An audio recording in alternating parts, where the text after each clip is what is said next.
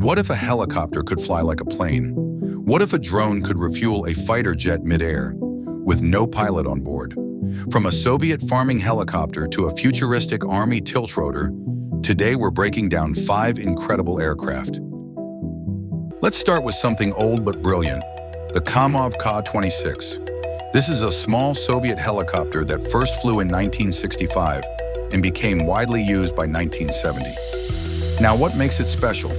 2 things. First, it has 2 sets of rotors stacked on top of each other, spinning in opposite directions. This is called a coaxial rotor system. Because both rotors cancel each other out, the helicopter stays incredibly stable, even in rough conditions. Second, it has a modular cabin. That means you can swap out the back section depending on the job. Need to spray crops? Attach the agriculture module?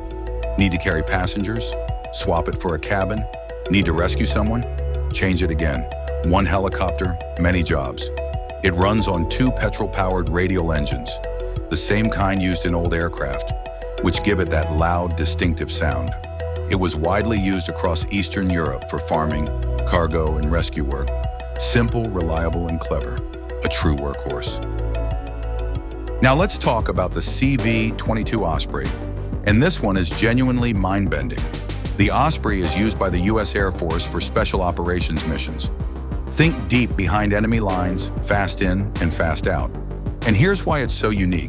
It takes off like a helicopter, then flies like a plane. It does this using tilting rotors.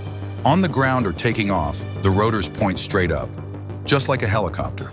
Once it's in the air, those rotors rotate forward 90 degrees, and now it flies like a turboprop airplane. The result? A top speed of 317 miles per hour and a range of over 1,000 miles. That's roughly double the speed of most helicopters. It also has terrain-following radar, a fly-by-wire control system, and can refuel in midair, which means it can stay in the sky for extremely long missions. There is a .50 caliber machine gun at the rear for defense. The Osprey had some serious safety issues in the past, including a fatal crash in 2023 that grounded the fleet. But after a full safety review, it returned to service in 2024 with improvements. Here's something the world has never seen before on an aircraft carrier: an unmanned drone that refuels other jets in midair. That's the Boeing MQ-25A Stingray. Fighter jets like the F/A-18 and F-35C are powerful, but they burn through fuel fast.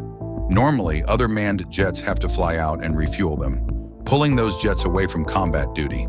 The Stingray changes that.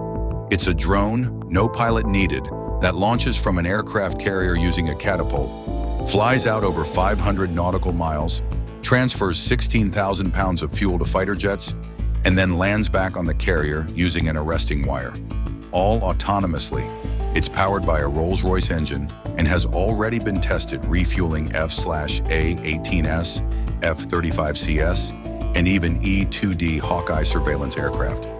The first production version started taxi testing in January 2026, with its first full flight expected soon after. The Navy plans to buy 76 of these drones, with full operational use expected by the late 2020s. This frees up human pilots for actual combat and keeps carriers far more effective for far longer. The U.S. Army has been flying the Black Hawk helicopter for decades. Now they've chosen its replacement, and it's extraordinary. Meet the Bell V-280 Valor. Like the Osprey, the Valor is a tiltrotor, but it's smarter. Instead of tilting the entire engine nacelle, only the rotors and drive shafts tilt. The engines stay fixed. This makes it simpler, lighter, and more reliable. The numbers are impressive. Cruise speed of 280 knots. That's about 320 miles per hour. Top speed of 300 knots. A combat range of up to 800 nautical miles, meaning soldiers can fly far and fast without stopping to refuel. It fits 4 crew and up to 14 troops with wide side doors so soldiers can exit quickly. It's designed for assaults, medical evacuations, and command missions. The Valor first flew in 2017 and beat out Boeing's and Sikorsky's competing designs. It's now being fast-tracked, with the Army aiming to have it in service by 2030. This aircraft doesn't just replace the Black Hawk, it completely changes what Army aviation can do. Finally, let's look at one of the oldest and loudest aircraft still flying today, the Tupolev Tu-95, nicknamed the Bear by NATO. This is a Russian strategic bomber that first flew in 1956. Yes, nearly 70 years ago, and it's still in active service. The Bear is powered by 4 massive turboprop engines, each driving a pair of contra-rotating propellers, blades spinning in opposite directions on the same shaft. This design makes it the fastest propeller-driven aircraft in the world, hitting around 650 kilometers per hour. It's loud, incredibly loud, so loud that submarines can reportedly hear it flying overhead. Its original job was to carry nuclear bombs deep into enemy territory with an unrefueled range of over 6,400 kilometers. Over the years, it's been updated to carry cruise missiles, including up to 14 anti-ship missiles, and to perform maritime patrol and surveillance. The Tu-95 saw real combat in Syria in 2015, launching cruise missiles from Russian airspace. And despite its age, Russia plans to keep it flying until at least 2040. There's something almost poetic about a 1950s-era aircraft still being one of the most feared long-range bombers on Earth. From a Soviet farming helicopter to an unmanned carrier drone, these 5 aircraft each solve a problem in a brilliant way. If you found this interesting, hit like and subscribe. There's a lot more where this came from. See you in the next one.